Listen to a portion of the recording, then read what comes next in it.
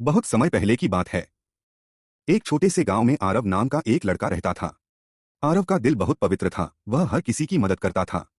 लेकिन उसके जीवन में दुख और अकेलापन भरा हुआ था। उसके माता पिता का देहांत बचपन में ही हो गया था। गांव वाले उससे प्यार करते थे, लेकिन वह अपने मन की खालीपन को कोई नहीं भर सकता था। एक रात वह खेतों में लेटा आसमान के तारों को देख रहा था। तभी उसने देखा कि एक चमकदार तारा आसमान से टूटकर नीचे गिरा। तारे की चमक धीरे धीरे कम हुई और वहां एक सुंदर आसमानी फरिश्ता प्रकट हुआ। फरिश्ते के पंख रेशम जैसे थे और उसका चेहरा चांद की तरह दमक रहा था। आरव घबरा गया, लेकिन फरिश्ते ने मुस्कुराते हुए कहा, डरो मत बच्चे, मैं आसमान का फरिश्ता हूँ। मुझे ऊपर वाले ने भेजा है क्योंकि तुम्हारे दिल की दुआओं ने हमें छू लिया है। आरव ने कांपती आवाज में पूछा, क्या आप सच में फरिश्ता हैं? फरिश्ता बोला, हाँ, और मैं तुम्हारे जीवन की राह आसान करने आया हूँ। उस दिन से आरव की जिंदगी बदल गई।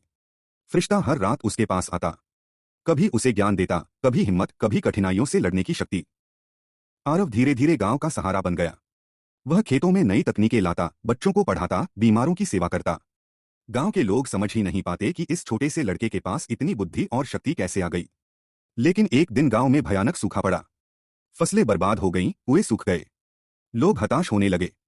आरव ने आसमानी फरिश्ते से प्रार्थना की, मेरे गांव वाले भूख से मर रहे हैं, कृपा करो।